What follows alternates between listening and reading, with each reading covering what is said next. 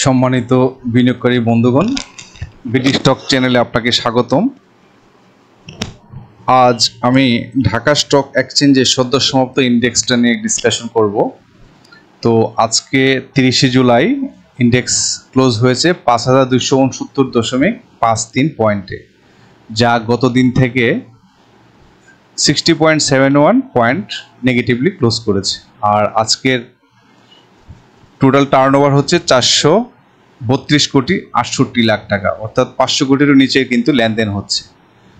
Moreover total ইন্ডেক্সের মাত্র 323টি stock advance ছিল, আর unchange ছিল 31, আর হচ্ছে ডিক্লাইনিং ফর্মে ছিল 340টি। তো এর থেকে বোঝা যাচ্ছে যে আসলে মার্কেটটা সিগনিফিকেন্টলি ফল করার কারণ।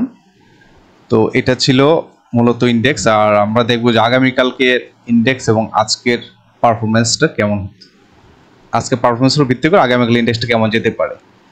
তো আজকে ইন্ডেক্সের একটা পজিটিভ দিক হচ্ছে, আজকে কিন্তু যে ক্যান্ডেলটা যে শো করেছে, এই ক্যান্ডেলটাতে কিন্তু সেলাররা কিন্তু অ্যাক্টিভ ছিল প্রথম থেকেই, যার ফলে কিন্তু কন্টিনিউ কিন্তু ডিক্লাইন ফর্মে চলে যায়। তো এখন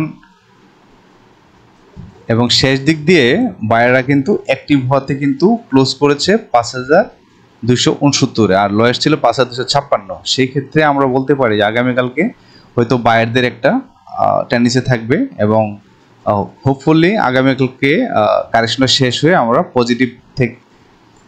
পজিটিভলি হয়তো মুভ করতে আমরা সামনে দেখতে পারি।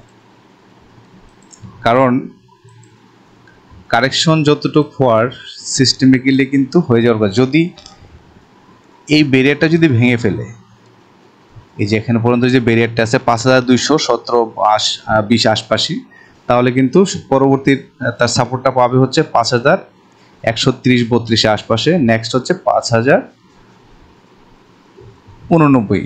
তো আশা করি যে ক্যান্ডেলের প্যাটার্ন অনুযায়ী ধরে নেওয়া যাচ্ছে যে আগামীকালকে হয়তো আমরা একটা গ্রিন ক্যান্ডেল দেখতে পাবো, অথবা রেড সিগন্যাল দিলেও কিন্তু একটা দেখা যাচ্ছে আপনার এখানে একটা আপ ট্রেন্ডের একটা আমরা হয়তো একটা ক্যান্ডেল দেখতে পাবো। সেই পয়েন্ট অফ ভিউ থেকে বলা যাচ্ছে যে আগামীকালকে মার্কেটটা পজিটিভ থাকার সম্ভাবনা বেশি, এবং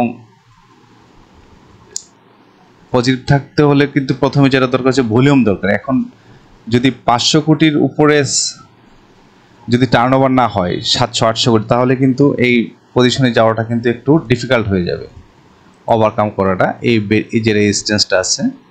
তো সেক্ষেত্রে যেটা করতে ভলিউম বাড়তে হবে, ভলিউম বাড়লে কিন্তু একমাত্র সম্ভব হচ্ছে এই রেজিস্ট্যান্সগুলোকে ওভারকাম করে পজিটিভলি মুভ করা। তো আশা করি যে আগামীকালকে আমরা পজিটিভ ক্যান্ডেল দেখবো, এবং যদি পজিটিভ না হয় আমরা একটা গ্রিন সিগন্যাল পাবো, যেখানে আমরা ধরে নিতে পারবো যে আগামী কাল বা পরশু দিন থেকে মার্কেট হয়তো পজিটিভলি মুভ করতে পারে। আর যদি মার্কেট বর্তমান সিচুয়েশনে যদি এরকম হয় যে আসলে মার্কেট ফল করতে পারে, তাহলে একটা সাপোর্ট জোন আছে এখানে 5217 বা 20-এর পরে কিন্তু 5131। আশা করি এখান থেকেই মার্কেট একটা সাপোর্ট নিয়ে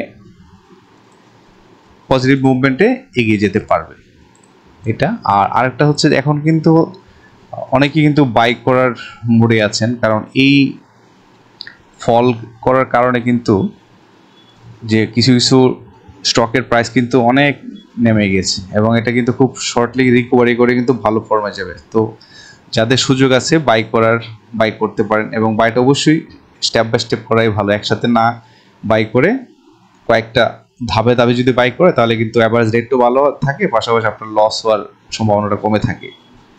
তো আপনাদের কাছে আর একটা মিসিবস শেয়ার করতে চাই, সে হচ্ছে আজকে ইন্ডেক্সের আরএসএটা কিন্তু 38.71 নিম্নমুখী, এটা আরএসএটা।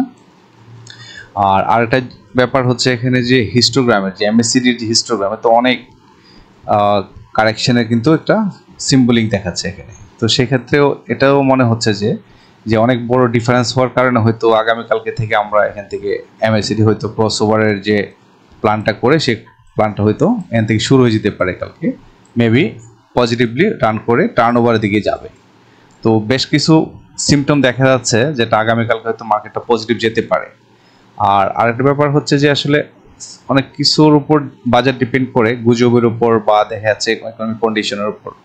তো সেই জন্য একটু অবজার্ভ করে, এই কয়েকটা দিন অবজার্ভ করে অবশ্যই আমরা বাই বা সেল করার চেষ্টা করব। তো ধন্যবাদ। এই ছিল আজকের ইন্ডেক্স নিয়ে কথা বলা। আর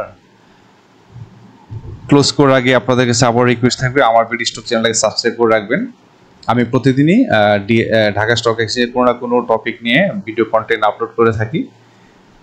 তো হয়তো আগামীকালকে নতুন কোনো স্টক বা ডিএক্স ইন্ডেক্স নিয়ে কন্টেন্ট তৈরি করে ডিসকাশন করব। ততক্ষণে ভালো থাকবেন। আসসালামু আলাইকুম।